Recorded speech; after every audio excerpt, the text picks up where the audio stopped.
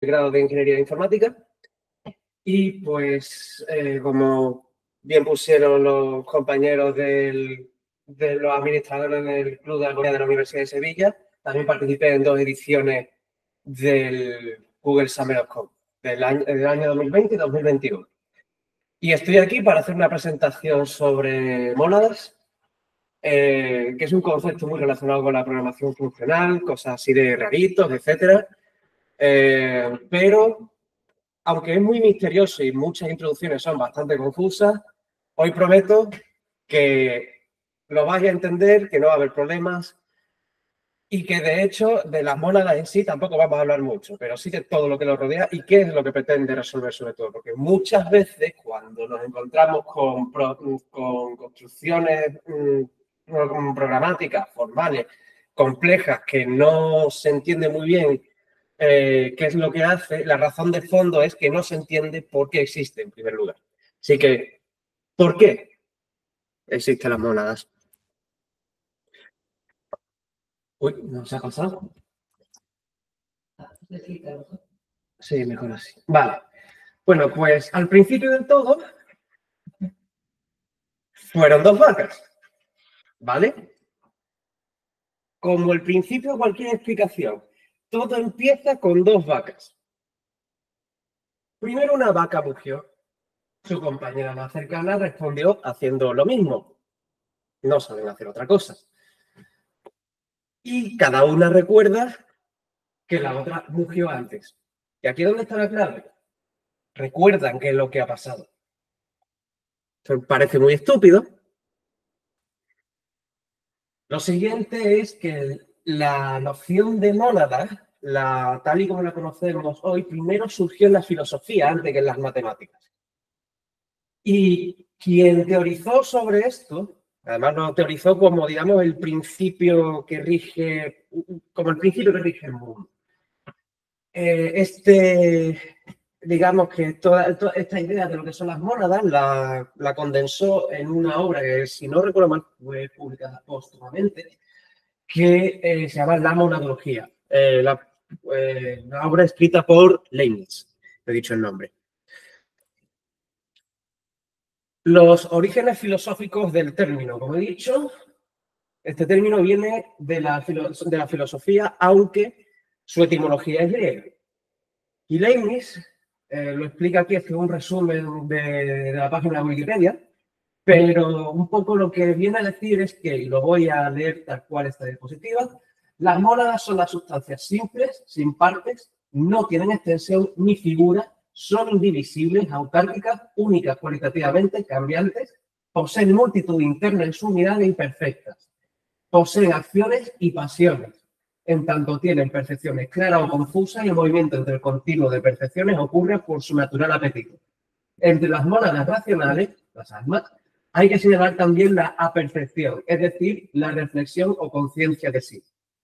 Por otro lado, las mónadas carecen de figuras, aunque poseen un lugar, y esto aquí avanzando en la teoría de la relatividad, se adelantó, no sé si 1 o 2 siglos, son el extremo de referencia del movimiento. Lo importante aquí es que lo que viene a postular Leibniz es que las mónadas son el principio que configura la realidad porque son además el principio del movimiento. Y esto del movimiento es importante. Ahora veremos por qué. Y ahora un repaso. Y aquí podéis hablar, o sea, podéis levantar el micro, lo que estáis aquí viendo, digamos, por el Google Meet. Repaso. Los sistemas de tipos en los lenguajes, ¿para qué sirven?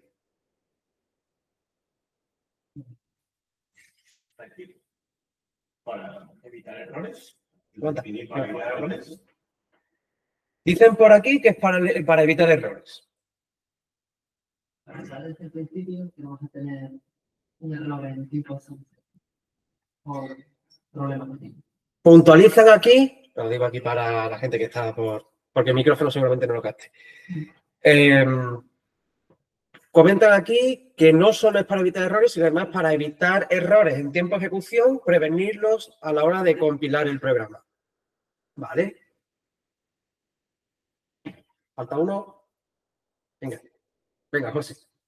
Yo, para definir comportamiento. Pero Vale, dicen aquí que para definir comportamiento. Han dado una razón práctica, bueno, dos razones que en realidad una, digamos, perfecciona sobre la otra, y otra razón más, digamos, más genérica, muy propio de ingeniero de software. Enhorabuena, José. ¿Ya por añadir una computadora? Sí, Para calcular cualquier cosa computada. para calcular, perdón, Cualquier cosa computada. Sistemas de tipos que son Turing completos. Vale. Dicen aquí también que sirve para calcular cualquier cosa que sea computable, porque hay sistemas de tipos que son Turing completos. Vale, bueno. ¿Alguien más por por Google Meet se atreve a responder? A la de una, la de dos. Vale, pues sigo. Vale, para calcular cualquier cosa computable, a ver, eso es una de las cosas que pueden hacer, pero no es su fin. Es una de las cosas que pueden hacer, ¿vale? En medio. Lo de evitar errores en tiempo de ejecución, previniéndolo en tiempo de compilación. Está bien, o sea, es la motivación práctica que todo el mundo, por el que todo el mundo suele tirar por lo que es un sistema de tipo estático. Por cierto, es que es un sistema de tipos, no estático necesariamente. cuando empezamos cada tipo, no empezamos en estático. ¿Vale? Es que además hay lenguajes con sistema de tipo dinámico, pero fuerte. Python es uno de ellos. Sí. Lisp es otro. Julia también. Y luego han comentado también aquí que es para definir comportamiento. Es quizás la que más se acerca porque, claro, la motivación práctica no es la razón real por la que existe el sistema de tipos, pero se acerca más a eso, a predefinir el comportamiento antes de ejecutar por completo el programa. Pero para eso, ¿qué es lo que hace falta? El sistema de tipo en un programa lo que aporta es una cualidad propia de los sistemas lógicos de matemáticas. ¿Cuál es? Venga, que aquí hay gente que estudia matemáticas, por favor.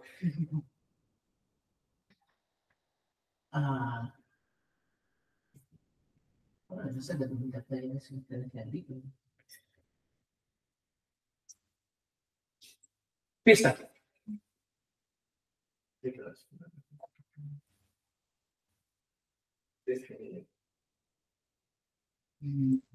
¿No os suena? ¿Cómo se hace eso en matemáticas? Como un dominio de la sistema, ¿no? Algo así. ¿Qué es lo que diferencia la lógica de predicados de la lógica proposicional en primer orden? Es más expresivo, pero no es... ¿Pero qué es lo que tiene? ¿Qué es lo que tiene? ¿Qué es lo que lo diferencia? Existe para todo. El para todo. Esto es lo que implica a nivel de hardware. Pero para poder hacer eso, o sea, el poder tener un patrón predecible de acceso a la representación en memoria o en registros de esos datos. Que alguna forma de almacenamiento de memoria sea volátil o persistente. Pero para poder predecir ese patrón, lo que hace falta es para todo, es decir, la cuantificación universal. El sistema tipo sirve para cuantificar universalmente sobre las propiedades de un programa. ¿Vale? Esta es la clave, la clave, digamos, formal. Y esto es lo que implica a nivel de hardware, el patrón predecible de acceso a la memoria. Y el acceso a la memoria, ¿qué es? ¿Qué es lo que implica a nivel... Pensad a nivel de ensamblado. Incluso de OPCON. Si tienes que acceder a direcciones de memoria y tal, y tienes que andar saltando, o a lo mejor lo lees de continuo, ¿eso qué es? Claro, pero ¿cuál es la categoría más general de ese tipo de mecanismos?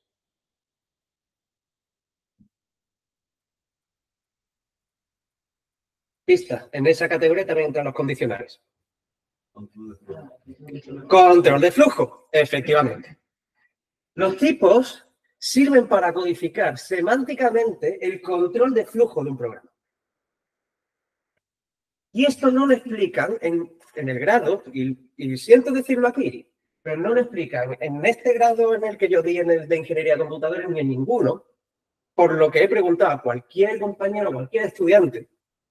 Y es lamentable que en el plan de estudio no se explique esto que es básico. Un sistema de tipo, especialmente el lenguaje con tipos estáticos. Los tipos estáticos están para el control de flujo, sin tener que hacer branching y tener que especificarlo manualmente.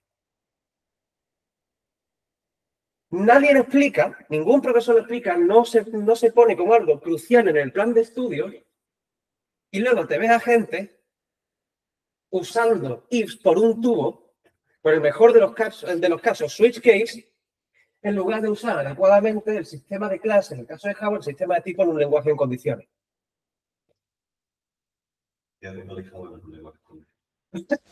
Sí, habéis pillado, por este lado de aquí de la sala habéis pillado bien el chiste.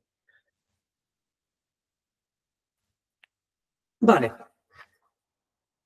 Aquí vamos a tener que seguir viendo para ver cuál es el problema que resuelven las mónadas. Tenemos que ir desde los fundamentos mismos de la electrónica. Que solo hay que saber 4 tonterías, es decir, los tipos de circuitos electrónicos que hay.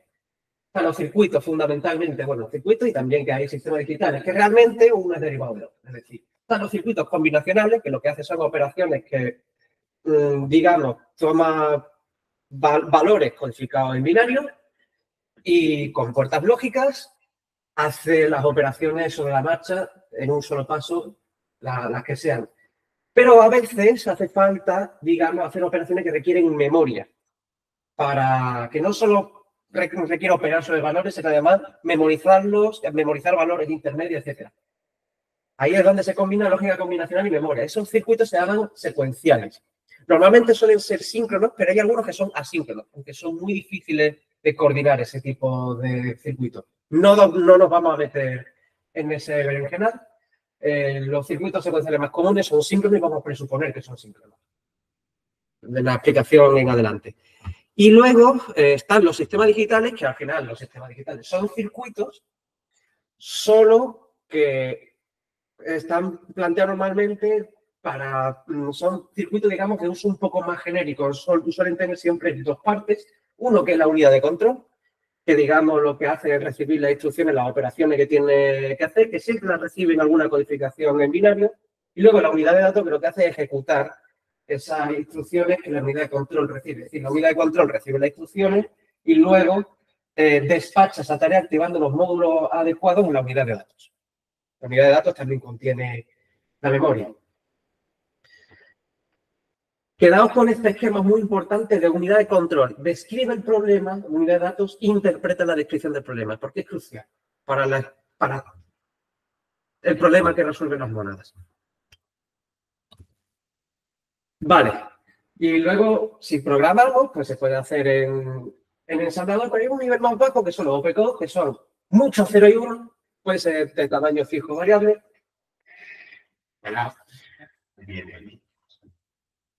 Pueden ser de tamaño fijo o variable. Por ejemplo, el Intel x86 tiene tamaño de palabra variable en los OPCODE, en sus instrucciones. No es el caso de ARM o RISC-V, por ejemplo. Y luego, los OPCODE lo que tiene es que las instrucciones, los comandos, se subdividen en 2 partes, por lo generalmente. Uno que es lo que es el código de operación mismo del comando de operación, que eso es lo que controla la unidad de control, lo que hace que despache la tarea a un módulo u otro de la unidad de datos y los argumentos, que son los datos que necesita recibir la unidad de datos para realizar tu proceso.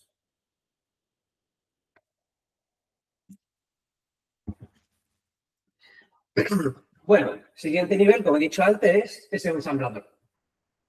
Es una representación 1 a 1 de los OPCODE. Simplemente, en lugar de usar números en hexadecimal o en binario directamente, se usan letras. Pero digamos que el mapeo es 1 a 1. No es optimizado. Un ensamblador no optimiza el código. Bueno, sí, y eso, las operaciones se distinguen con mnemónico, el acceso a registros también. Y tiene una particularidad que los ensambladores por lo general soportan digamos, comprimir secuencias de instrucciones en lo que es una macro, que lo único que es como una plantilla que tú la defines y cada vez que la llamas, pues el ensamblador lo que te hace es un copia-pega de lo que le pones en esa macro. Muy básico, no te va a optimizar nada. No es equivalente a una función ni de lejos. Problemas que tiene este modelo de ejecución, porque ya hemos dado todo lo que es el modelo de ejecución básico de una máquina de Turing con una mención ligera a lo que es los tipos de circuitos. Es lo básico, basiquísimo. Problemas que tiene esto. Una vez que el circuito está fabricado, tú no puedes decir voy a meter directamente este dato de esta instrucción directamente en este módulo, sino que para eso existe una unidad de control, tiene que andar despachándolo. Uno a uno, de manera síncrona, de manera secuencial. No puede meter los datos directamente, no puede fusionar en un solo ciclo directamente varias operaciones, a no ser que exista un circuito específico para hacerlo. Es decir, el circuito no se puede cambiar la tipología una vez que está fabricado. Entonces, bueno, como he dicho, lo que se hace, se secuencializa en la ejecución con un reloj, se guardan los resultados intermedios y se va de instrucción a instrucción, uno a uno. Pero esto introduce un control de flujo implícito. Ya hemos dicho antes que el sistema de tipo es para especificar un control de flujo, pero ya con una máquina de Turing, que sería el modelo genérico que estoy describiendo aquí, ya eso implica un control de flujo implícito, que es una ejecución secuencial en orden, instrucción a instrucción, que parece básico, pero es algo que hay que tener siempre en cuenta cada vez que especificas un control de flujo que se salga de eso.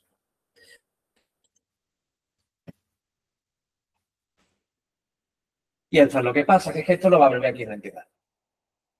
Sencillamente, fallo de segmentación, especialmente si programas a nivel bare metal, sin sistema operativo o programas del sistema operativo en sí mismo, pantallazo azul de la muerte.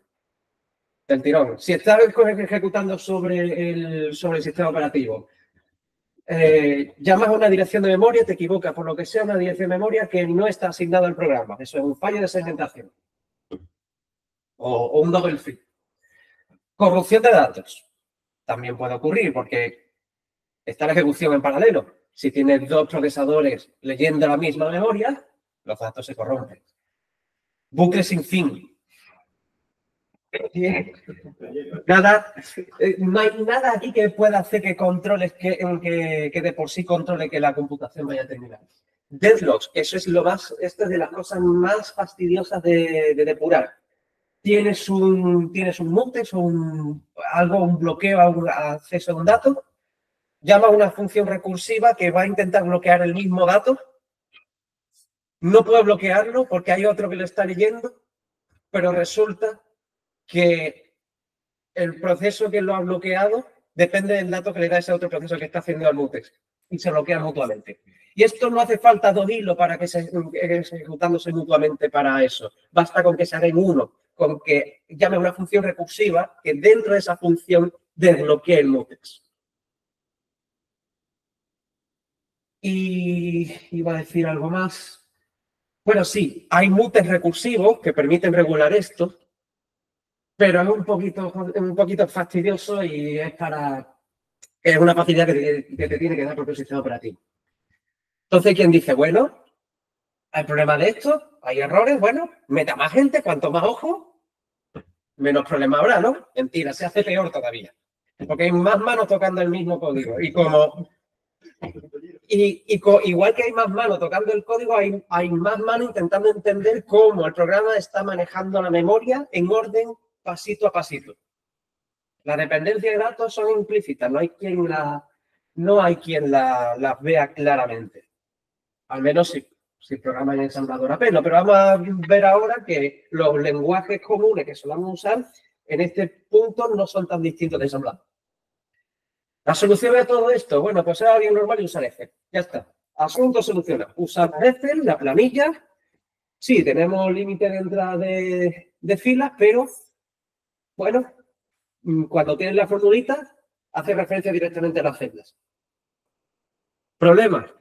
Alguien tiene que hacer Excel. Así que hay que solucionar esto de alguna manera. Y aquí voy a pasar mucho más rápido, aunque haya mucho más texto. Problema a su vez que da esto.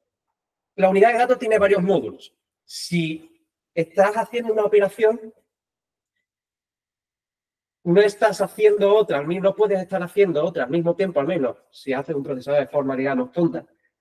No puedes hacer una operación al mismo tiempo que estás haciendo otra, porque si la ejecución es secuencial, se supone en el modelo, digamos, teórico, que la unidad de control toma una instrucción, la manda a la unidad de datos y la unidad de datos está usando nada más que el módulo que le está pidiendo la unidad de control. Pero los demás están sin utilizar. Hay manera de arreglar esto, por ejemplo, hacer que cada fase de, digamos, de interpretación de la instrucción, pues, digamos, esté en segmentos distintos del procesador y entonces cada uno vaya, todos los segmentos estén ocupados al mismo tiempo. Entonces hay como varias instrucciones al aire, en el aire, cada cual en una fase distinta de interpretación.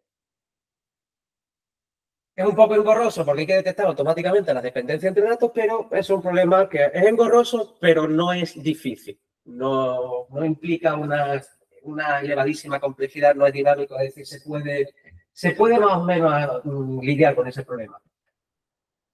Luego, se puede incluso tomar varias instrucciones al mismo tiempo y rezar para que a lo mejor no se utilicen distintos módulos, el mismo módulo al mismo tiempo, o que no haya dependencia de datos entre sí. Se pueden combinar las dos cosas, el pipelining y la ejecución superescalada, que sería el super pipelining.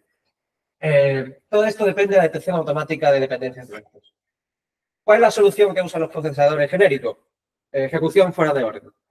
Tienen un buffer interno con registros virtuales, ejecutan varias operaciones y aquellas que a lo mejor no pueden ejecutar las meten en un buffer aparte y siguen tomando instrucciones de la memoria. Y la tienen en una cola aparcada hasta que los datos estén disponibles. Problema.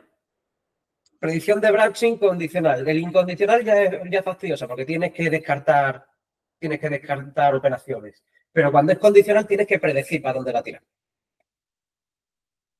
Esto es un problema, además. De hecho, una de las cosas en las que más, digamos, una de las cosas que dedican bastante dinero en inversión en los procesadores genéricos tipo Intel, AMD, para que los procesadores vayan rápido, es en mejorar la predicción de este branching.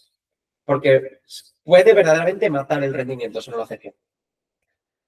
Y luego, ya el acabose, cuando tienes caché de, como hace 20 años, 2 niveles de acceso a memoria, hace 10 de 3 y ahora casi de 4 niveles, según qué procesadores, tienes, y encima con ejecución en paralelo con múltiples núcleos, el tiempo de acceso a memoria no lo puedes saber de antemano. No hay manera de hacer que eso lo sepa. Entonces, claro, aquí tienes que tener buffers muy grandes y muchos registros virtuales para, en caso de que tengas que esperar a datos en memoria, hacer otras cosas mientras tanto. Porque si no, tiene lo que se llama un stall, que se llama. El procesador se tiene que parar en seco directamente. Alternativa, planificación, porque esta es planificación dinámica de la instrucción. Alternativa, planificación estática. Normalmente tiene la pipeline expuesta, es decir, parte del contrato de digamos, la API de ensamblador de lo que son los OpenCode no es solo cómo codifican las instrucciones, sino también la cantidad de ciclos de reloj que tarda cada instrucción. Y entonces así el compilador, o incluso a mano, puede meter la instrucción en el orden adecuado o meter blocks en medio, los adecuados para hacer que todas las operaciones vayan utilizando todos los módulos del procesador al mismo tiempo en un solo núcleo. Incluye también esta planificación estática lo que son instrucciones, digamos, son procesadores con instrucciones VLU, es decir, que permite meter en una sola palabra varias instrucciones simultáneamente. También suelen tener esto lo que son operaciones condicionales, es decir, que tienen el condicional integrado en la propia operación para no tener que hacer el branching condicional, precisamente, porque si no, eso se carga también en tiempo. Si es planificación estática, no vas a predecir el branching. Los programas de ejecución condicional y perpetua, esto es lo que dije antes, los programas pueden no acabar. Es el problema de la parada de las máquinas de Turing. Esto al final es la pregunta de, ¿va a llegar siempre a una condición de terminación con un resultado definitivo? Es decir, es totalmente computable y después la definición estructural algebraicamente es un programa recursivo formalmente consistente. Y la definición algebraica es importante porque es imposible, y esto lo describe el problema de la parada de las máquinas de Turing, es imposible determinar si un programa va a acabar solamente siguiendo las instrucciones que ejecuta. Necesita, digamos, analizar la estructura de construcción de ese algoritmo. Entonces ahí puede determinar, tiene condición de parada y además va a llegar a. Solo de esa manera.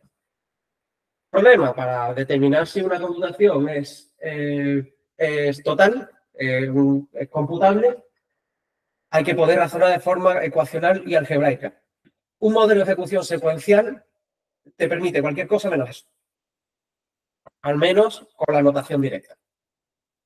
Hace falta tomar un camino, digamos, derivado. Y las mónadas ayudan a esto.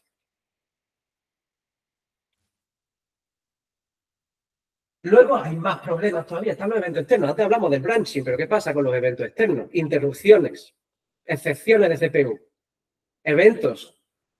Y no solo eventos de, digamos, de comunicación entre periféricos, sino de las propias llamadas de sistema, por ejemplo. Eso se procesa como si fuera un evento interno al final del procesador. Es completamente impredecible. Tiene que vaciar toda la caché. Bueno, a lo mejor no necesariamente toda la caché, pero esto depende un poco más de la arquitectura del procesador. Pero sí tiene que descartar, si está haciendo ejecución especulativa fuera de orden, todas las instrucciones que está ejecutando especulativamente las tiene que descartar. Los registros virtuales vaciarlos y empezar de cero en otra localización. A veces incluso en un anillo de ejecución distinto. Y, por supuesto, la computabilidad de un escenario así depende al final del intérprete de ese evento, es decir, de quien procesa ese evento. Y ya como introduzcamos paralelismo, te mueres aquí. Y menciono aquí los eventos, digamos, de interrupciones, tanto hardware como software, pero puede haber eventos en un sistema de eventos, digamos, local, nivel interno dentro de un programa. Un programa con entrada-salida síncrona es justamente esto. Solo que a nivel interno. Vale. Ya lo siguiente, ya lo último de todo, que es cuando se codifica un problema de forma secuencial, tiendes a tener, cuanto más lo codifique de forma secuencial, más pérdida de información semántica tienes. Por eso nació en su momento la programación estructurada, que esto es de lo más antiguo, la programación estructurada procedural, luego la orientada a objetos. Todo ha ido, digamos, a hacer scopes para evitar esa secuencialización, o al menos contenerla. Por lo general lo que se hace es contenerla, simplemente. Claro, ¿por qué? Porque con ejecución secuencial, depurar, hacer ingeniería inversa es muy difícil. Tienes que tener en la cabeza el estado de toda la memoria. Y los registros todavía se pueden controlar, pero 2 elevado a 64 direcciones de memoria, difícil. Solución, bueno, lo que se hace para esto, se crea un lenguaje, digamos, sin ambigüedades, que al final vaya a ensamblador. Compile, que sea, ¿no? Un lenguaje que compile, sea en tiempo de ejecución o antes de ejecutarse. Se suele hacer también que el lenguaje sea independiente del set de instrucciones que se usa en el procesador. Resultado, que suele ocurrir esto, se obvian, lo voy a leer tal cual, se obvian milenios de sabiduría matemática y se reinventa su notación de mala manera con la promesa de facilitar la depuración. La gente huye del igual. La gente huye del igual, o peor todavía, lo convierte en el operador de asignación. Y la igualdad la manda a tomar viento. No existe en muchos lenguajes. Yo, la verdad, echo de menos cuando los lenguajes usaban 2 puntos e igual para la asignación y lo diferenciaban claramente del igual matemático. Go, de hecho, eso lo conservo, de las pocas cosas de Go que me gustan.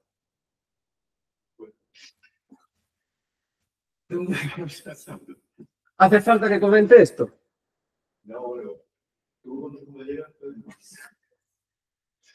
todos somos parecidos. Todos somos parecidos. Es una herramienta muy útil. Es que, claro, cuando no, muchas veces no tienes ni idea de, cuando estás depurando para hacer el depurado línea a línea, tienes que saber cuál es la línea que te puede estar dando problemas. Pero si no lo sabes, no te queda más que llamar a una expresión que te imprima el valor directamente. Es verdad que con un depurador lo suficientemente bueno puedes variarlo. Y aquí no va a quedar bien decirlo aquí, pero el depurador de Visual Studio es lo suficientemente bueno como para evitar usar PIN.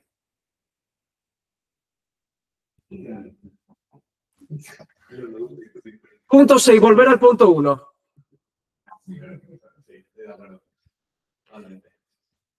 Porque, claro, siempre es el intento de no acabar usando print. Siempre se fracasa, se vuelve al punto 1. Estoy hasta los cojones, jefe. Y así es como proliferan los estándares.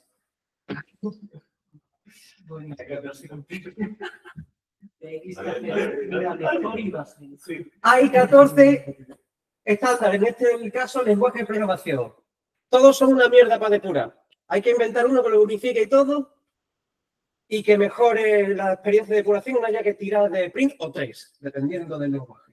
Resultado, hay 15 lenguajes. Ha fracasado. Todos fracasan. Bueno, ahora para estar un poquito, digamos, para ponernos un poquito en un vocabulario común. Vamos a seguir un poco lo que es la clasificación de los paradigmas de programación. Yo la voy a clasificar así. Hay dos ramas fundamentales. Hay más tipos digamos, de paradigmas de programación, pero yo creo que realmente de todo lo que está anotado aquí, los demás se derivan de esto, la verdad. Entonces, hay dos ramas principales, una que es imperativa, que es una ejecución más línea a línea, suele ser una ejecución más secuencializada, que lo que hace es, decididamente, se niega digamos, no reniega de la secuencialización, la asume completamente y lo único que hace es contenerla. Pero la más importante es la programación procedural, que hay lenguajes que distinguen entre procedimientos, subrutinas y funciones. La mayoría no. La mala costumbre de no diferenciar esto, porque es una mala costumbre, especialmente para la cabeza de los programadores, la inició nuestro queridísimo lenguaje C. ¿Por qué? Porque lo tenían que meter, el compilador tenía que ejecutarse en un ordenador que era una auténtica patata, incluso para la época. Y eliminar esta distinción hacía que el programa fuera más fácil de ejecutar en ese ordenador. Así que dijeron, bueno, efectos prácticos, esta es programación secuencial, ¿por qué vamos a distinguirlo? Si lo único que es una distinción semántica sin ninguna distinción de comportamiento. Y tenían razón. También como se hacen los lenguajes imperativos, incluso cuando se distingue entre procedimientos, subrutinas y funciones, la distinción es puramente semántica. No tiene distinción de comportamiento. La declarativa no es así, al menos no siempre. Ahora veremos por qué. La diferencia entre función y procedimiento subrutina. Un procedimiento subrutina lo que sería devuelve void o no devuelve nada. Hace una acción, no devuelve nada. Una función tiene que devolver un valor. Aunque la mayoría de lenguajes, especialmente procedurales, pueden hacer, digamos, ejecutar por medio de procedimientos. ¿Vale? Luego la programación declarativa es la programación funcional, lógica, reactiva, que el caso más conocido es Excel, pero normalmente suele estar, digamos, embedirse en otros lenguajes con librerías, tipo las extensiones reactivas y demás.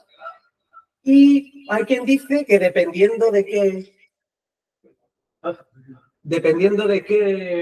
forma de orientación a objetos hagas, también puede ser programación declarativa. Yo soy de la opinión, especialmente, o sea, hay quien piensa, especialmente si uno se basa en la noción de orientación a objetos de quien acuñó el término originalmente, que es Alan Kay, el creador de Smalltalk. Lo que él entendió y con lo que él quería decir con orientación a objetos es algo muy distinto de lo que hoy entendemos por orientación a objetos. Lo que nosotros entendemos por orientación a objetos realmente es programación orientada a clases y ya está. Lo que Alan Kay quería decir como orientación a objetos realmente se aproxima más a lo que hoy conocemos como el sistema de actores, Erlang y Elixir. Se acercan más. Y eso ya está más en el... Esto es un continuo, no hay absoluto. Eso está más del lado de la programación declarativa. Vale. ¿Qué es lo que pasa? Al final, el por qué hay tantos tipos de programación es porque hubo un señor muy inteligente que allá por los, no recuerdo si finales de los 60 o en los 70, publicó un paper que se llamaba Go to Considered Harmful. Y lo que venía a decir era que, especialmente dentro de lo que es la programación estructurada y la programación procedural más en general, el que hubiera lenguajes que tuvieran un GoTo completo, un GoTo era en su momento una instrucción de salto de ensamblador pura y dura. Directamente podías saltar a cualquier parte de tu programa, incluso fuera de la función de donde estabas. Y claro, él decía que los lenguajes que tienen esto, o sea, para empezar, los lenguajes, digamos, procedurales que ya existían en esa época, permiten evitar el uso del GoTo, pero permiten no tener que usarlo, al menos de esta manera. Y al mismo tiempo, el hecho de tener GoTo hace que a un programador, cuando tiene que analizar un programa y estudiarlo, siempre tiene que andar con el temor en la cabeza de, ¿y si esto entra desde cualquier otra parte del programa que lo llame el GoTo? Entonces lo que dijo es, si ya existen estructuras de control que permiten editar el GoTo o usar alternativas, hay que quitar el GoTo. Porque si no, el programador no puede razonar dentro del scope que está leyendo. Entonces, claro, lo que hicieron es eso. Pero, claro, los programas se hicieron más inteligibles comparado con cómo estaban haciendo antes. Pero, claro, ¿a qué precio? C conserva y C++ también conservan GoTo, pero solo lo puedes usar dentro de la función. Entonces, está mucho más debilitado. Aún así es bastante fastidioso, especialmente en una función grande, pero es más controlable en comparación. Entonces, ¿por dónde iba? Sí. ¿Qué es lo que pasa aquí? Que con esta estructura de control, el problema es que si tú intentas, por ejemplo, acceder a un puntero, una de las formas de evitar hacer un GoTo, por ejemplo, es ir pasando más punteros, dependiendo del caso. Pero el puntero, si está pasando un puntero, está accediendo a un dato que, digamos, no pertenece a la función que está accediendo a ese valor. Y en un lenguaje al uso, incluso los que tienen tipado estático, no hay nada que indique que la función está accediendo un dato que no pertenece a la función. Está accediendo fuera. No hay nada de eso. Los lenguajes funcionales puros, sin embargo, no te permiten hacer esto. A no ser que lo especifiques manualmente. Por eso están las mónadas.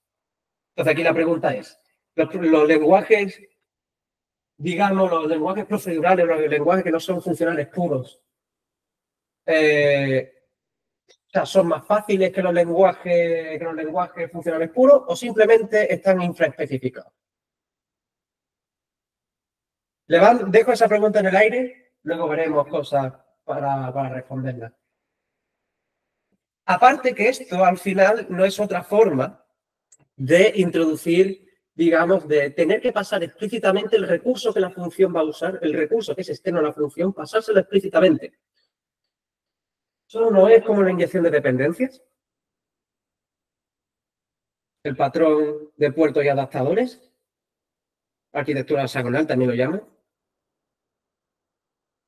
Por cierto, antes estaba hablando del ensamblador, los eventos, etcétera. ¿Cuántos patrones de Java hay que realmente se reducen a eso? Que si programación asíncrona, que si patrón comando, que si no sé qué. En el bajo nivel son 2 o 3 mecanismos. Es un problema también de cuando se intentan hacer las abstracciones en base a abstracciones secuenciales. Es como lo hace Java, con las clases. Y aquí, claro, ¿cómo ¿Cómo pasan las instrucciones, digamos, a ese recurso que al final es externo? Pues no se puede pasar. ¿Qué es lo que se hace cuando se manda una instrucción al procesador a bajo nivel? ¿Qué es lo que hemos visto antes? ¿Qué es lo que se pasa? El código de operación. Exacto. El código de operación. ¿El código de operación qué es? ¿Qué es? ¿Qué es? Datos. Y es código. El código son datos. Entonces, al final, las acciones lo que se hacen es representarlas, las operaciones se representan como un valor. Eso ya a nivel de ensamblador para un procesador. ¿Por qué no hacer lo mismo, incluso replicar ese tipo de abstracción para las abstracciones, digamos, de mayor nivel?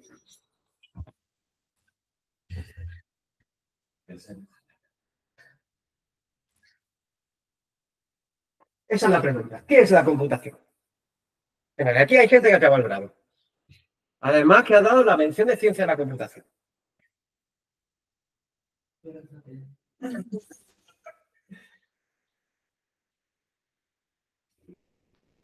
Comportamiento.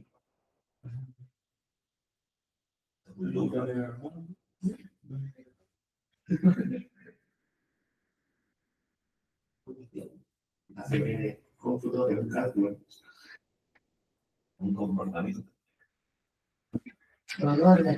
Vale. Vamos a hacer la... Vamos a desgranar esta pregunta.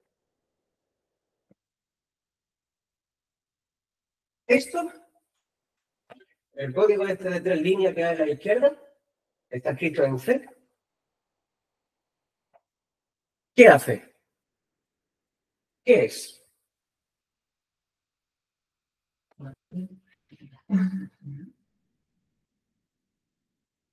Me importa más la parte de qué hace. Es una suma. Suma dos números. Coge estos números y te devuelven. Una tubería. ¿Cuál es la tubería? ¿La suma? Vale.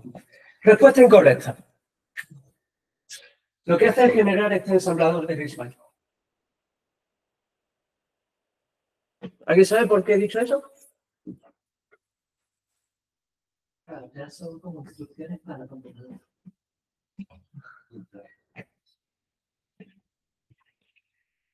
Este código, como he dicho antes, son datos.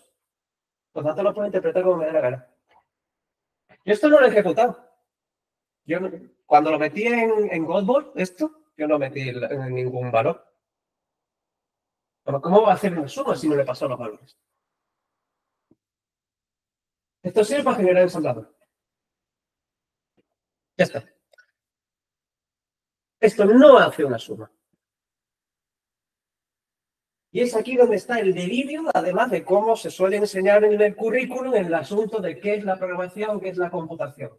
Señores, estas grafías no hacen la operación ellos mismos, la hacemos nosotros, en primer lugar. Y luego delegamos la operación de hacer esa suma a las máquinas, que la hacemos nosotros. Para que tomen eso y lo interpreten bajo nuestro mandato, de tal manera que hagan la suma como queremos. Pero este textito de aquí no hace la suma. Es materia prima para interpretarlo como quieras.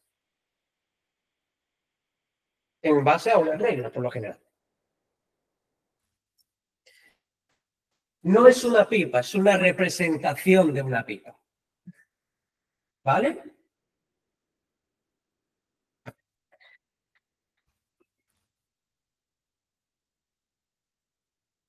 Esta tiene, diría, incluso más mira todavía, esta pregunta. ¿Qué es la igualdad entre dos objetos? Y por favor, no me digáis la definición circular. Que es como incluso muchos matemáticos la hacen.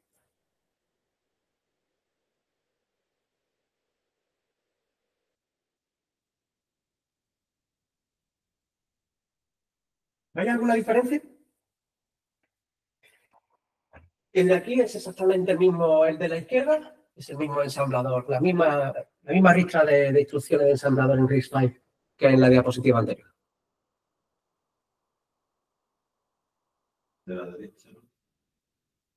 No, Tiene una ligera diferencia, ¿la notáis? Hay unas operaciones que están intercambiadas. Correcto. Bien. Pregunta, ¿son iguales? No son iguales, pero producen el mismo resultado. Quiero imaginar que lo tapo. Ahora imagina que lo tapo. Os digo que los dos programas están escritos. O sea, no os digo que los programas están escritos de manera distinta. Les tengo que decir, ¿estos programas son iguales?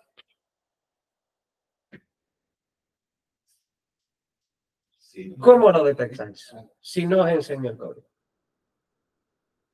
Ni lo veis. Es igual. Es igual si se usa para el propósito de ejecutarlo en una máquina. De ordenador. Si no, no es igual. Esto rompe con la... Y la igualdad es algo básico en matemáticas. Si la noción de igualdad depende del contexto,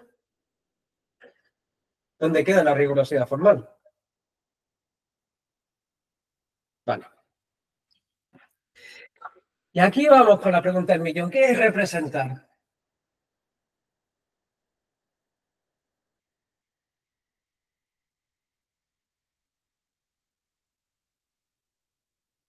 Eso sí, está que no.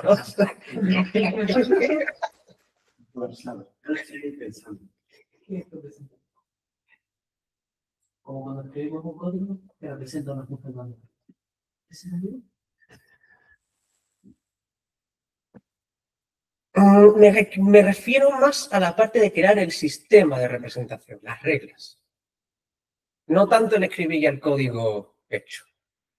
No el escribir la representación, sino las reglas de representación. Voy más por ahí.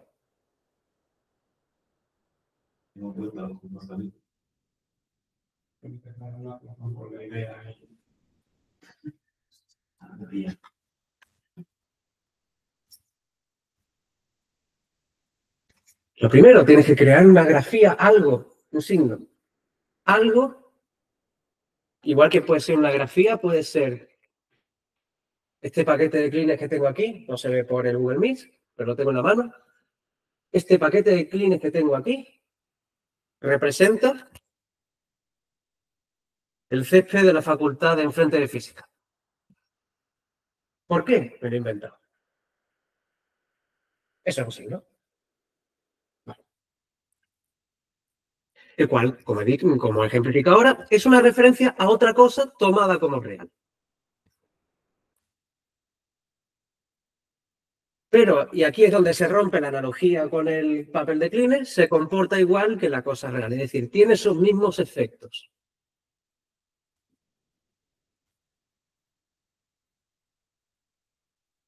Aquí es donde está el contexto. Esto es lo importante del contexto. ¿Qué efectos tiene? Esto es.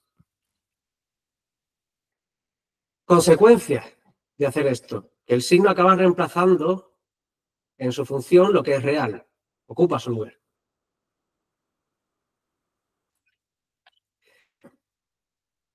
Esto es lo más confuso. Que un signo puede ser, digamos, lo que se toma como real para otro signo. Es decir, puedes crear varios niveles de indirección simbólicos.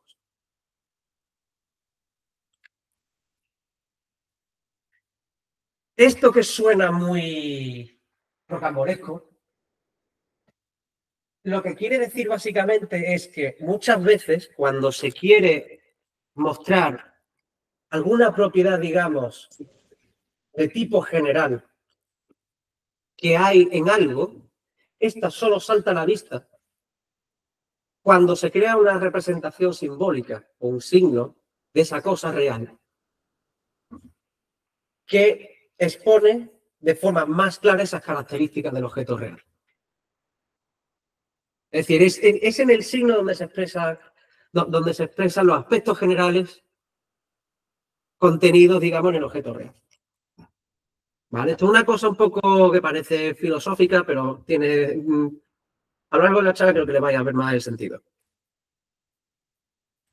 Y aquí, lo siento por ciertos departamentos de ciencias sociales, humanidades y esas carreras, me van a disculpar, pero el signo, el lenguaje, no crea realidad, pero sí soporta o habilita su recreación.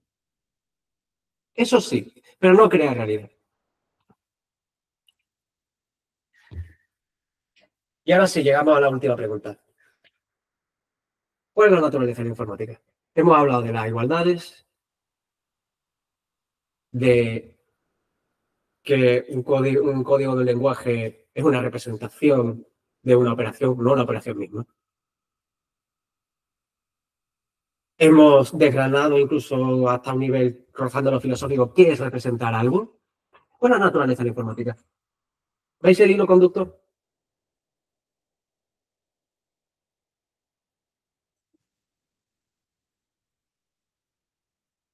Crear representaciones para que puedas tener una cosa. Más o menos, pero te está saltando una parte.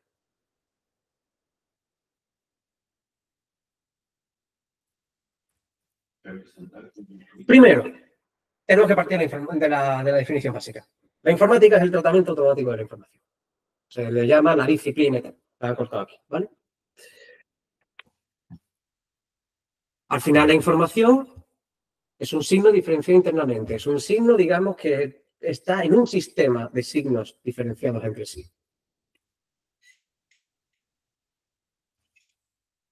¿Se entiende esta afirmación? Porque es bastante importante. Y hay que meter, no puedes, para tratar signos simbólicos de manera automática, no lo puedes hacer con uno solo, con unos poquitos. Tienes que crear un sistema entero, bueno, no necesariamente completo, pero sí consistente. Y que, digamos, se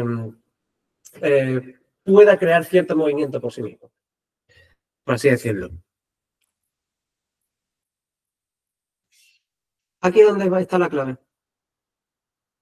Cuando hablamos de representaciones, no hay que perder de vista la cuestión de las igualdades.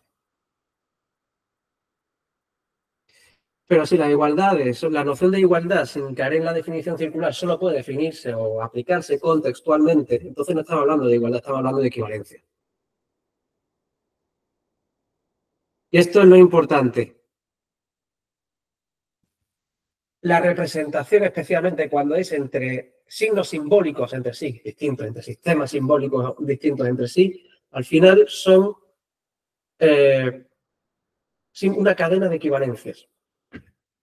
El trabajo práctico de la informática es inferir nuevas equivalencias que sean útiles para procesos, digamos, que ocurren fuera de la máquina, de lo que es en la computadora. Y a esas equivalencias, esos sistemas simbólicos interrelacionados entre sí, lo llamamos codificaciones. ¿Qué equivalencia entre codificaciones? Corolario que tiene esto, lo adelantaba antes. La igualdad solo puede pensarse sin depender de la propia igualdad, en tanto que equivalencia. Hay un teorema sobre esto. Empezó con un axioma, el axioma de univalencia, pero más adelante se consiguió demostrar en base a axiomas más básicos todavía, por lo tanto ahora mismo es un teorema. Esta es la base, por cierto, de un sistema de tipos que se llama, una teoría de tipos que se llama teoría de tipos de homotopía, si no recuerdo mal, era el nombre. Es de las cosas más avanzadas en computación teórica que hay. ¿Vale? Vamos a ponernos ya de verdad. Ahora vamos a ver las cosas básicas, todo repaso. Seguridad, ¿alguien le suena Docker? VirtualBox, VMware, Hyper-V, lo que estáis un poquito más curtidos. Virtualización, sandboxing, bueno, Kubernetes también. ¿Saben? El sandboxing por aplicación es lo que está más de moda hoy en día, el tema de los contenedores. Y se usa además en varios niveles. Por ejemplo, los servidores se usan para el aislamiento, con fines de aislamiento, con contenedores, también un kernel para virtualizar, es decir, aplicaciones que son ese mismo un kernel, que se ejecutan sobre una máquina virtual, y ese kernel a su vez está para virtualizar. Es decir, ese kernel no presupone un ordenador completo, sino simplemente los servicios que ofrece la máquina virtual. otorga un poco más aislamiento, más todavía que con los contenedores. Aunque suele ser para casos de uso específico, lo que necesita una partición de recursos, digamos, estática y un control muy preciso del uso de los recursos. Incluso a lo mejor tener tu propio sistema de caché porque el genérico del sistema operativo no es óptimo, por ejemplo. Móviles y tablets, el tema de los portales. ¿Quieres darle permiso para la cámara? ¿Quieres darle permiso para acceder al micrófono? Esos son los portales. Sin esta teoría, sin este mecanismo de sandboxing, que al final, en el caso de Android con Linux, usa por debajo un mecanismo muy parecido a Docker, no tendría ese tipo de mensajes y la seguridad de los dispositivos móviles sería un desastre. También hace que los móviles sean sistemas más difíciles, menos flexibles para los desarrolladores de aplicación. Por eso no son, digamos, sistemas que te sirven también para desarrollar las aplicaciones para el propio sistema. Salvo en el caso de Android, puedes tirar de algunos sustitutos, pero bueno. Y los PCs pues tienen esa flexibilidad, pero claro, precisamente por la retrocompatibilidad y con la flexibilidad para programarlo, pues es complicado, porque el sandboxing se aplica a medias. De aquella manera. Pero esto tiene su paralelismo. Lo de la izquierda es lo que tiene que entender un administrador de sistema o un DevOps hoy en día, alguien de infraestructura para controlar lo que es un sistema informático. Esto, lo que está a la derecha, sería un poco el paralelo, pero con un programa, es decir, con el lenguaje dentro. Estoy presuponiendo, o sea, claro, lo que sería a nivel de lo que es el código mismo de la aplicación, porque al final, lo adelanto, lo pongo más adelante, al final una aplicación es más que un módulo del sistema que la ejecuta el sistema operativo que tiene un punto estándar de entrada. Pero en ese sentido es como a nivel conceptual es como una librería. Lo que pasa es que tiene un modo distinto de ejecutarse. Ya está, eso es todo. Pero eso no impide que dentro de una aplicación con el código a la vista, ese tipo de estructuración, de modularización, no se puede hacer. De hecho, los navegadores web incorporan sandboxing y no lo hacen con facilidades del sistema operativo, sino que lo hacen internamente con el propio código. Soy internet. ¿Vale? Entonces, digamos que el paralelo sería las aplicaciones de servicio, que son las más propias de servidores, pues se usa el tipo de estático fuerte, porque es lo más sólido y normalmente una vez se despliega, pues no requiere grandes cambios. Aplicaciones de usuario. Pues, tipado dinámico con introspección, porque necesita hacer un poquito más de cosas interesantes y tal. Y en el caso del software de sistema, bueno, claro, es que está fe. Es que y no es broma, hay lenguajes de tipado dinámico que te dan más facilidades para prevenir errores que C.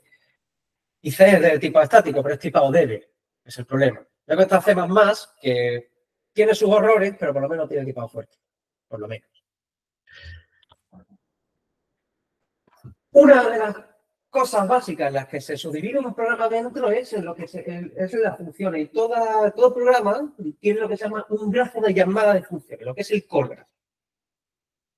Normalmente siempre empieza por el punto main, arriba del todo, y aquí he puesto en el ejemplo que ese main ejecuta a su vez dos instrucciones, o sea, llamadas funciones. Uno es usted que crea un hilo de ejecución nuevo aparte del main, le pasa la función que va a ejecutar en ese hilo, y dentro de ese hilo asigna a la variable x 3 más 2, hace la operación, se la asigna, luego imprime el valor de x, comprime.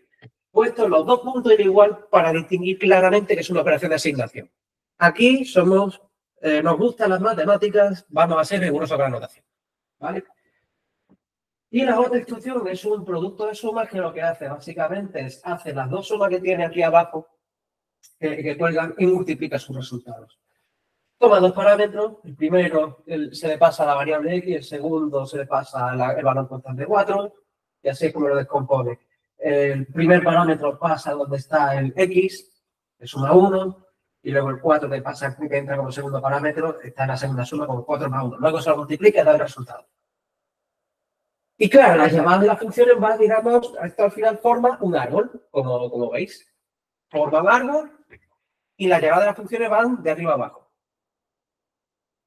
¿No veis dónde está el problema? Pista. Donde se ejecuta el hilo aparte. En un operador de asignación, ¿dónde aparece la X? ¿De dónde sale? Si al ejecutarse el otro hilo, ¿esto qué va a tomar cuando lo lea? ¿Qué va a tomar el product of sums?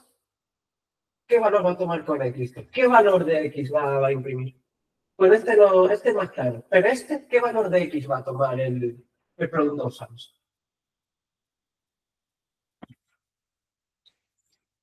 Y aparte hay otra cosa, crear un hilo, necesito un recurso del procesador. ¿Por dónde se le ha pasado el acceso al recurso del procesador? Para gestionarlo en sí. No simplemente ejecutar instrucciones, sino gestionarlo, que el procesador mismo. ¿Por dónde se le ha pasado? ¿De dónde saca la capacidad de crear el hilo? ¿De dónde saca la capacidad para imprimir la pantalla? ¿Dónde está el parámetro con el terminal, con el handle al terminal? ¿De dónde saca todo eso? Bueno, esto tiene solución. ¿Esto es como sería en un lenguaje al uso? Incluso los más robustos. Habéis visto, es un código lo más estúpido del mundo y ya salen 4 preguntas que dice, ¿cómo va a salir esto? No tengo ni idea.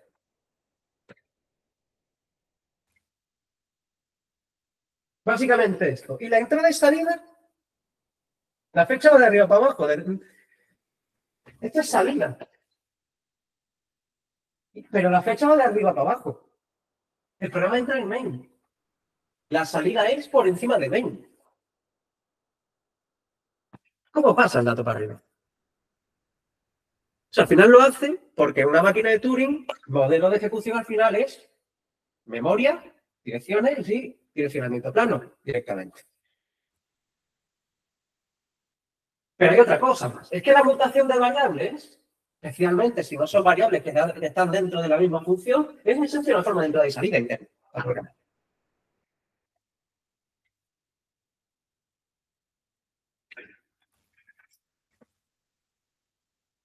Esta es la solución. Antes lo medio adelantado. Lo que hace es pasar los comandos de vuelta para arriba a mitad de ejecución. Pero eso implica una cosa.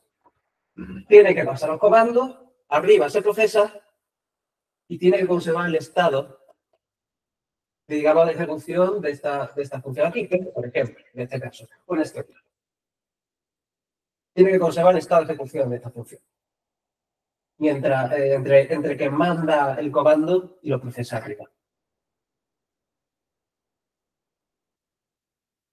Vale.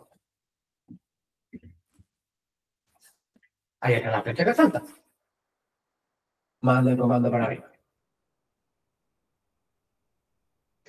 Esto es esencialmente, si se hace explícitamente, esto es exactamente la diferencia entre un return y un yield. Esto es el yield de Python. Luego la adelantaré y haremos el ejemplo. La clave, el concepto clave aquí está en que se trata de virtualizar el entorno, no solo la máquina. Más tradicionalmente, sobre todo hace 20 años, todo, incluso hasta hace 10, 15, casi todo estaba puesto en la virtualización. Hace 10, 15 años ya empezó a cambiar hacia los contenedores. Pero estaba todo puesto en la virtualización del entorno. Perdón, la virtualización de la máquina. Entonces, bueno, antes he dicho que los tipos tienen el propósito de indicar control de flujo, pero a través de la especificación semántica de la codificación de valores que hace, es decir, la forma, la representación que tendrá. Despliegue de sistemas, lo que hace la virtualización es controlar la forma en la que la aplicación interactúa con el sistema. En un contenedor tú puedes especificar redirección de puertos virtuales, a qué archivos del sistema principal puede acceder, tener su propia jerarquía de archivos interna, etcétera, todas estas cosas.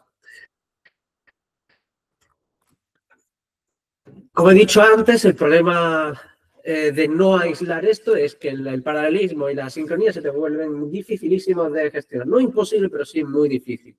más allá del tipo de ejemplo a nivel hola mundo, básicamente.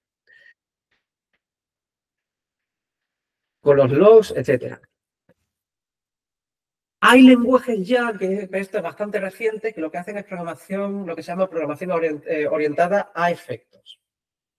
Esto es una forma de, sin tener que hacer inyección de dependencias, poder crear tu propio yield. Es un yield tipado. Puede hacer excepciones también.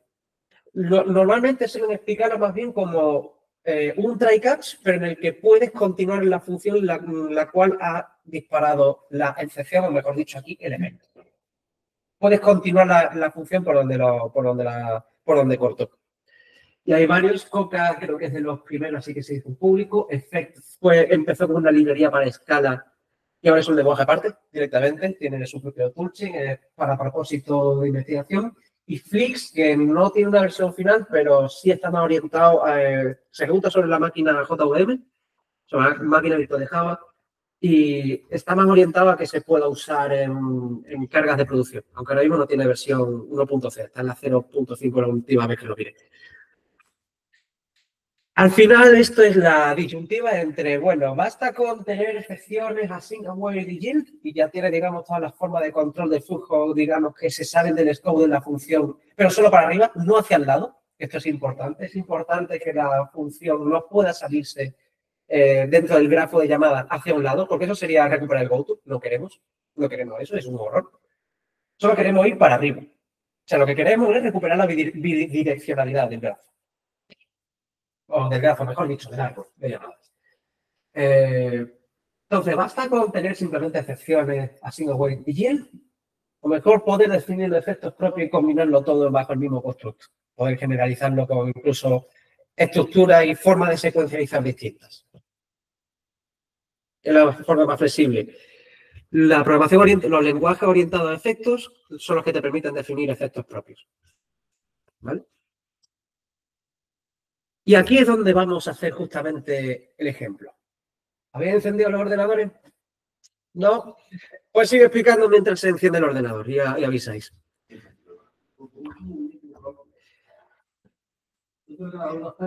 Y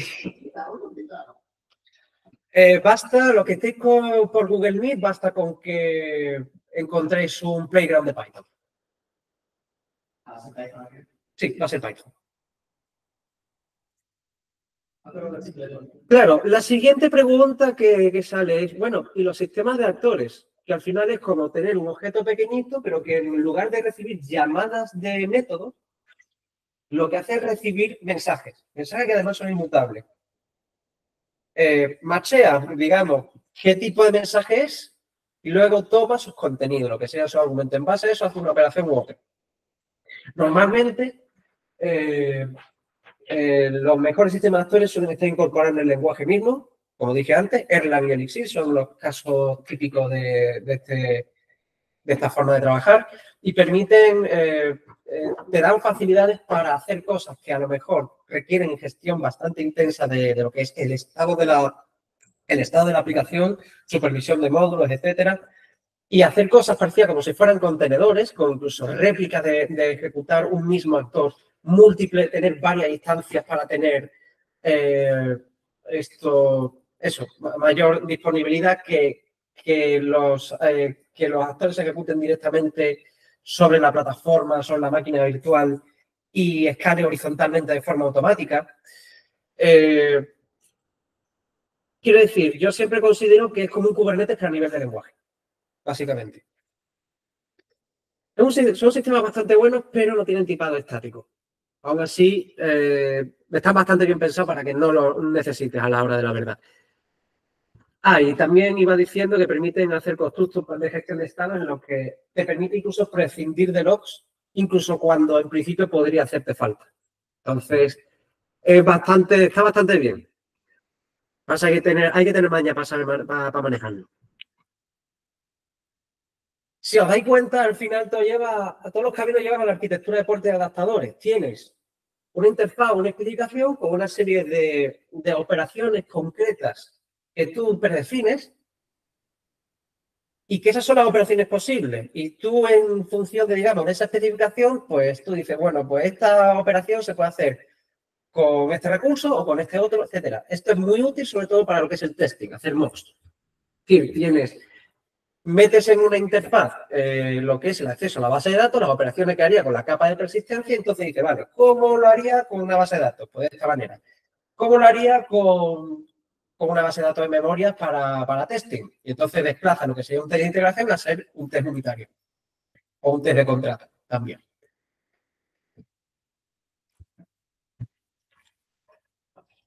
Y aquí es donde está la madre del cordero. Esta arquitectura lleva las mónadas, porque al final es mandar la operación, que puede ser un mensaje o llamar al método directamente. Eso es un asunto de codificación del propio lenguaje, da igual. Pero al final lo que tiene, hace la operación que necesita unos parámetros de entrada y luego devuelve un resultado y una vez devuelve el resultado, continúa. Tiene una continuación. Es decir, las mónadas son eventos y continuación del evento. Eso a nivel operacional es lo que encapsula, por así decirlo. La cuestión es que las mónadas pueden contener, digamos, el estado del intérprete, en cuyo caso a veces pueden incluso reutilizarse como comónadas, que serían su dual, su opuesto. O no, a veces lo que hacen es simplemente codificar algún código de operación para que un intérprete desde fuera haga la operación que requiere el valor concreto de esa mónada. Los valores pueden ser visibles o pueden estar ocultos. Sí, normalmente las mónadas que tienen los valores internos ocultos es porque es la mónada, en el caso del lenguaje funcionales puro, como Haskell, la mónada IO, que es a la que va el entorno de ejecución directamente. Ahí quieres que la representación de la operación esté oculta para que el usuario no pueda tocarlo de mala manera, básicamente. Vamos a hacer una comparación entre sistema de efectos y mónada, porque al final un sistema de efectos, o sea, si tienes el manejador como si fuera de excepción y luego puedes continuar la ejecución, no se distingue mucho de la mónada. Al menos operacionalmente. La cuestión es que cada uno lo aproxima de una manera distinta. Un sistema de efectos, lo crucial es que lo que generaliza es la representación. Es decir, cómo representas la acción.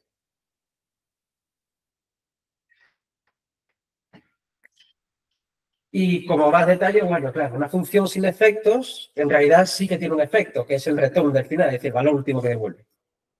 Pero digamos que es el modo más limitado de las funciones posibles del lenguaje. Esto parece trivial, pero ahora vais a entender que no lo es, porque con las mónadas cambia. Tiene un inconveniente y es que para usar un tipo de dato como efecto, no puedes tenerlo como un tipo de dato normal, tienes que redefinirlo como un tipo de efecto. No puedes reutilizar un tipo de dato. Por lo tanto, no puedes usar niveles de continuación y, digamos, de ejecución distintos. ¿Vale? Lo bueno que tiene, proveer una convención estándar. Todo programador espera esa convención sintáctica. Y todo el mundo que medianamente entiende esto, pues lo usa, y si el lenguaje está pensado para ello, normalmente quien programa ese lenguaje sabe usarlo. Lo usa precisamente por eso. Claro, otro problema derivado es que a veces puede tener que duplicar la lógica de comprobación de tipos de datos y la de efectos, porque los efectos también están tipados. Entonces puede tener que duplicar la lógica de comprobación entre ambos. Las mónadas. No generaliza la representación, generaliza la acción misma de secuenciación. La acción misma de computación. Esto ya da una pista y la voy a adelantar de lo que voy a decir después. Las mónadas subsumen a los efectos. Porque una computación secuencial puedes no representarla exactamente como lo haría un efecto, pero un efecto siempre va a poder implementar la operación del bind de una mónada. El flatmap, que lo llaman en algunos lenguajes.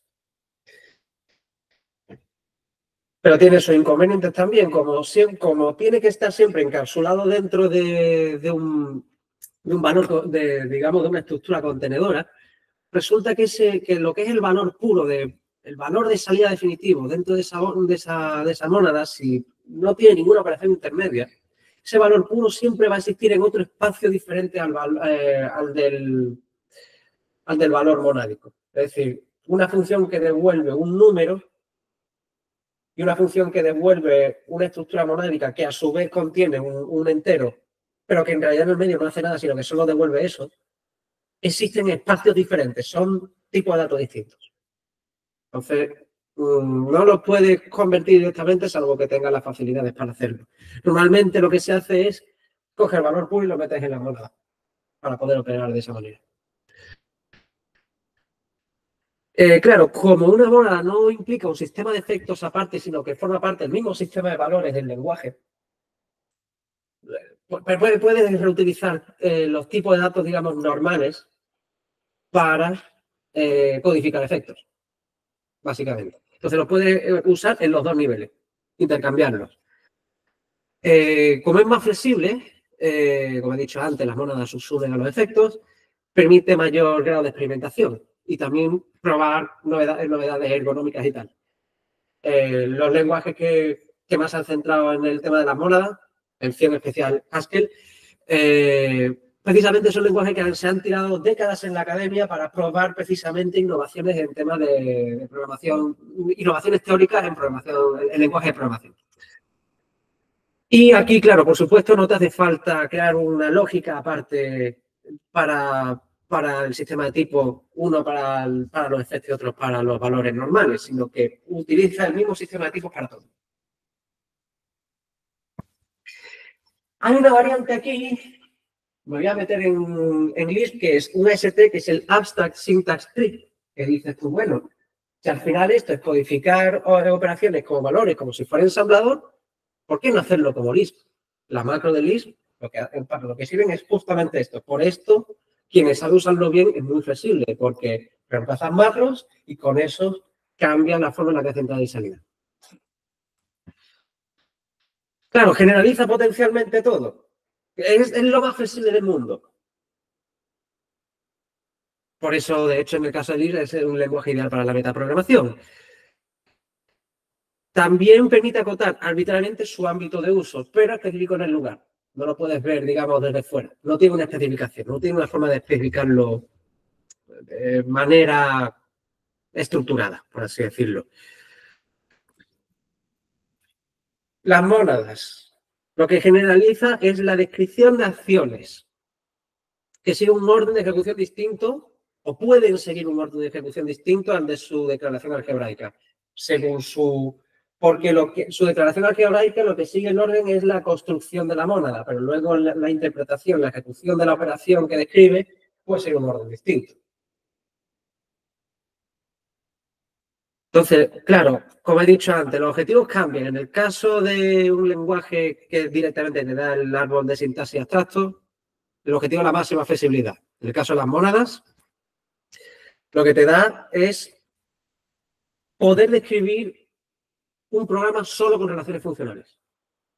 Única y exclusivamente. Por eso son imprescindibles para lenguajes funcionales puros. Los que son puros, sea porque tienen evaluación perezosa, no voy a explicar aquí lo que es eso, o es un lenguaje total.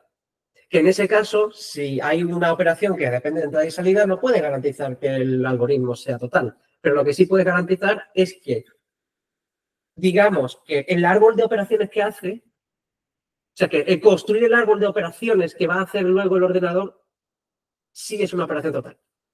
La construcción del árbol de operaciones, lo que es total. Eso sí puedes garantizarlo. Un lenguaje que le pasa esto, por ejemplo, es Agda, que se usa como demostrador automático de teoremas. Y luego aquí yo tengo el debate de que, bueno, ¿es Lisp realmente funcional? Pues de la óptica pura, digamos, no. Porque ni siquiera el procesador interno de las listas es puro. Definir una función es literalmente mutar variables globales que hacen referencia, digamos, a la función como un lambda. Para construir grafos lo que se hace es construir listas de listas con, digamos, con tamaños distintos, etcétera. Entonces, el uso de listas enlazadas como la estructura de datos fundamental visibiliza que su modelo de computación es inherentemente secuencial. Para no presuponer la secuencialidad, lo que hay que usar es árboles de expresiones. Para eso te hace falta un lenguaje funcional puro. Y las matemáticas, digamos, lo que es el lenguaje matemático de siempre ha tendido más a reducir las expresiones algebraicas. Entonces, en ese sentido, bueno, es Lisp puro. Digo puro, no, es Lisp un lenguaje funcional, bueno, a medias. Es verdad que se presta mucho a ello, a ese tipo de patrones. ¿Y dónde están las mónadas en todo esto? Bueno, los sistemas de clase de objetos al final son una optimización del caso específico de ejecución de los sistemas de actores. Si tú tienes un solo hilo de ejecución, tú puedes optimizar los sistemas de actores en lugar de pasando mensajes, teniendo lo que interpretar, pasando en lugar de eso como mensaje al procesador directamente la dirección de memoria donde está el método a ejecutar. Y que, digamos, la dirección de memoria del método a ejecutar sea, digamos, el opcode del mensaje. Y los valores que metan en los registros, por donde corresponda según la ABI, pues ahí ya esos serían los argumentos del mensaje. Pero este es un caso de optimización para cuando se ejecuta en un solo hilo sin bloqueos y tal. En cuanto te sales de ahí, esa optimización, digamos, se rompe. El modelo lógico general correcto es el de sistemas de actores, al menos en un primer momento. Como he dicho antes, las excepciones al final son un caso específico de efectos que nos regresan al punto de ejecución original, de donde salió la excepción. Los sistemas de efectos subsumen, no solo las mónadas subsumen los sistemas de efectos, sino que los sistemas de efectos subsumen los sistemas de actores. Está declarando, o sea, las funciones, digamos, que están abajo en el grafo de llamadas, lanzan mensajes hacia arriba. El sistema de efectos lo que declara es qué mensajes interpreta de los que salen para arriba. ¿Vale?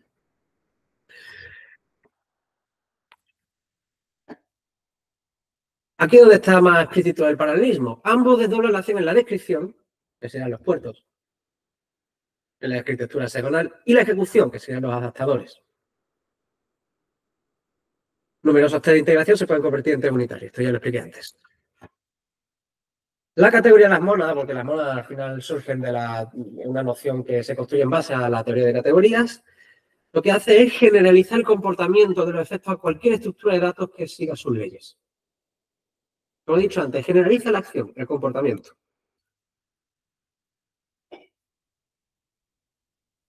Este es el propósito de existencia de las mónadas. Son la interfaz más general y mínima capaz de separar los efectos de las funciones. Especificar la parte de los valores puros.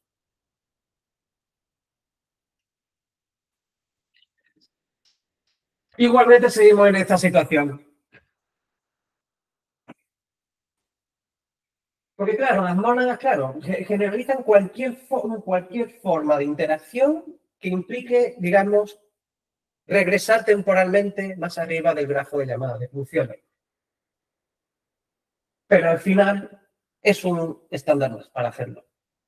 Lo bueno, y al menos en el escenario aquí, no es tan terrible como se muestra aquí en el cómic, aunque es un estándar más que como es una interfaz, lo que hace en un lenguaje que no soporte, coge los demás estándares y le implementa la interfaz de la monada.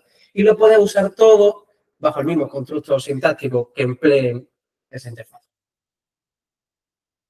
Y lo bueno que tienen, esta es digamos, una generalización verdaderamente composicional.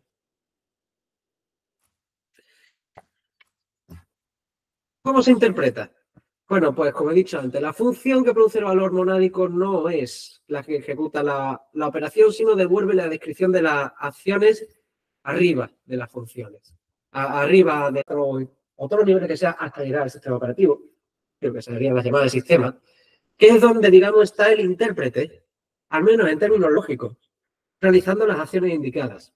Digo en términos lógicos porque luego la ejecución, como es secuencial, en realidad es como si el intérprete se estuviera metiendo y pasando implícitamente todo el rato a lo largo de la ejecución de las distintas acciones dentro de la función. Se puede ver de las dos maneras. Puede verse o que estás sacando las acciones intermedias de la función o que estás pasando implícitamente al intérprete dentro de la función. Puede verse de cualquiera de las dos maneras. Son equivalentes. Claro, perdón. El intérprete puede suministrar un contexto puro, digamos, que desde el intérprete pues, tenga todos los datos conocidos. En ese caso, escapa la mónada y en base a esa mónada puede devolver un valor puro, que eso sería para casos de eventos internos, asincronía interna. O traducirla a otra representación monádica para pasársela a otro intérprete, hasta a lo mejor quizá el entorno de ejecución. Como he dicho, bueno, sí, el runtime es el último intérprete de la mónada en los lenguajes funcionales puros. ¿Qué representa una mónada? Un lugar indeterminado en niveles previos.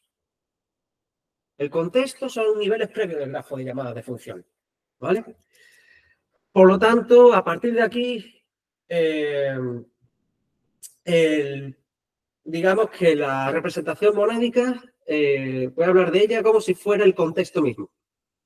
Voy a volver a la esquizofrenia que he dicho de antes. El texto no es la operación. Pues voy a regresar a que sí, el texto es la operación, ¿vale? Como he dicho antes, la definición de una mónada es el evento más la continuación, al menos a nivel operacional. Semánticamente, no tiene por qué. Teoría de categorías 1, 0, 1. Muy resumidamente, lo voy a explicar menos de lo que está en la diapositiva. Una categoría tiene objetos y morfismos. Los morfismos, transformaciones entre objetos, ¿vale? Y tiene que seguir tiene que haber un morfismo de identidad para todos los objetos de la categoría y aparte los morfismos tienen que poder componerse de tal manera que da igual el orden de precedencia en el que lo compongas. O sea, el orden en el que lo compongas no puede cambiar, pero sí el orden en el que vayas reduciendo, haciendo la reducción de la composición entre morfismos, da igual el orden de precedencia, que tiene que dar exactamente el mismo morfismo compuesto. ¿Vale? Es decir, que se debe poder componer de forma asociativa. Sí, bueno. Y luego, cuando lo que tienes son... cuando tienes una categoría cuyos objetos son otras categorías de nivel justamente inferior, los morfismos se le llaman funtores. Y cuando lo que tienes son la categoría con los funtores de esa categoría inferior, los morfismos de esos objetos, que son los funtores, se llaman transformaciones naturales. Es decir, los morfismos de los morfismos entre categorías son transformaciones naturales. Funtores en segundo grado, si queréis verlo, de esa manera. Y aquí ya si nos metemos en la definición un poquito formal. Una mónada es un funtor aplicativo. Funtor aplicativo, esta noción no se usa tanto en teoría de categoría, es más aplicada en programación, como una noción intermedia entre funtor y mónada. A su vez, un funtor aplicativo es un funtor. Es decir, si es una mónada, tiene que ser las tres cosas. Si es un funtor aplicativo, tiene que ser también un funtor. Si es un funtor, no tiene por qué ser ninguno de los otros dos. Para tener una relación de dependencia.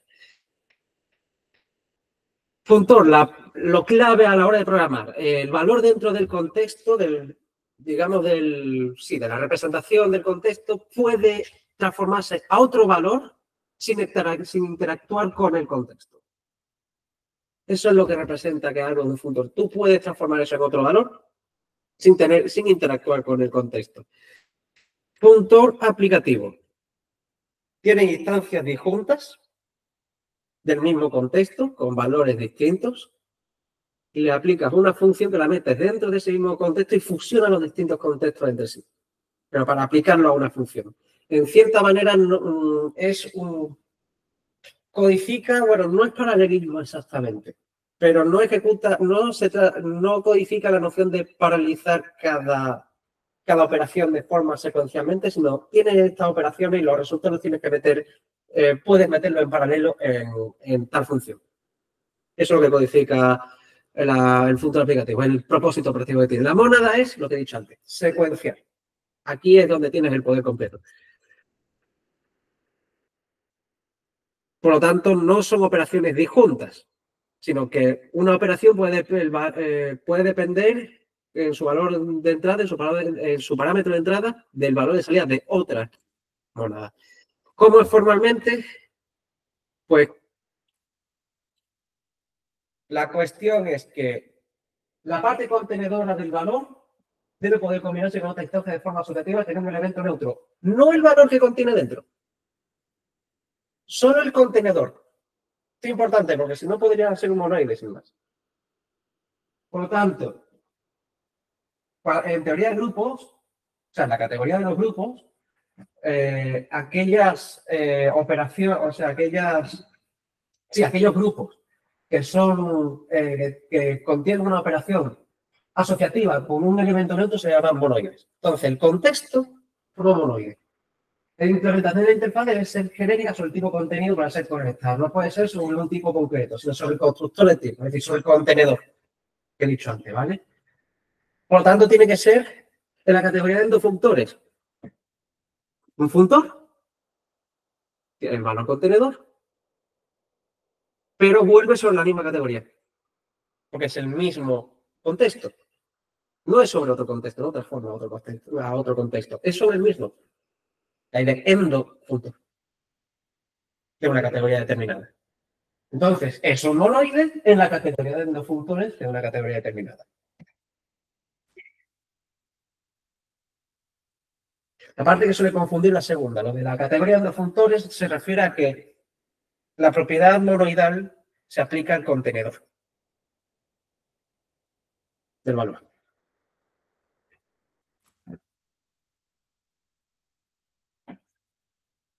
¿Vale? Es lo mismo. Endofuntor, funtor que mapea una categoría de esa misma categoría. Puede ser el endofuntor identidad, perfectamente. Claro, tal y como está aquí definido, esto no define flatmap o bind, que sería el equivalente en Haskell. Flatmap es como se suele definir en Java y en más lenguajes. Sino que realmente sería el caso concreto en el que tú pases la función identidad al flatmap o bind. Sería parecida a join. En el caso de una lista, sería lo mismo que concatenar las listas. Tienes una lista de listas y las concatenas.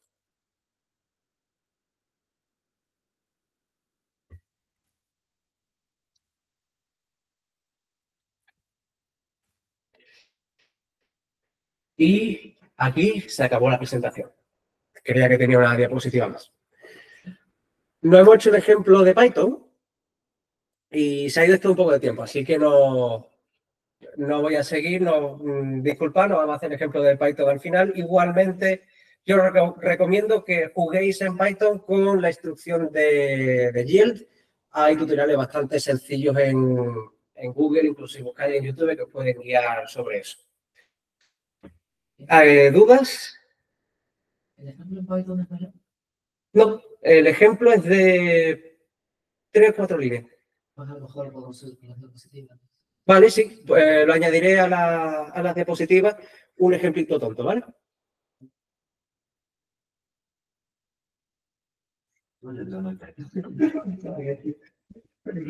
Ha sido una charla bastante filosófica, pero es que si no me meto en estas cuestiones no se entiende. Que además introduce cuestiones de historia de la informática, concretamente la computación, que si no se mencionan no se entienden de por qué se comen la cabeza, especialmente los programadores funcionales con estas cuestiones, con estas construcciones abstractas tan extrañas.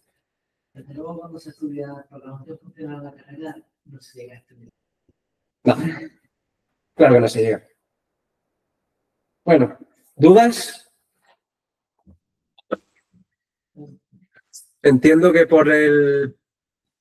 Aquí pone que la marca es contenedor de valor, Sí, porque la mónada lo has dicho que la podemos entender como un valor y una acción.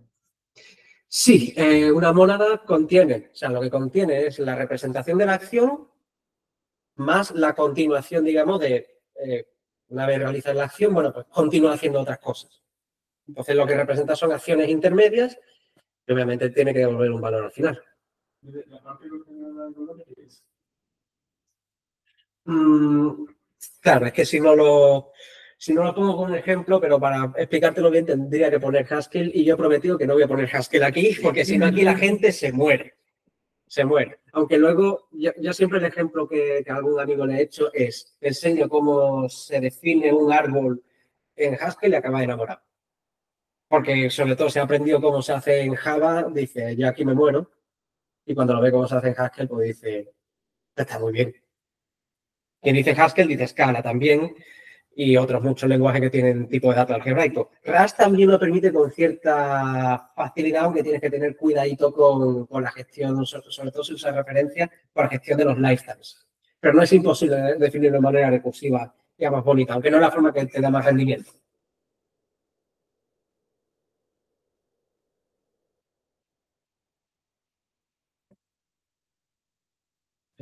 Pues, si me pregunto. José, a ti te veo con que en realidad tienes muchas dudas.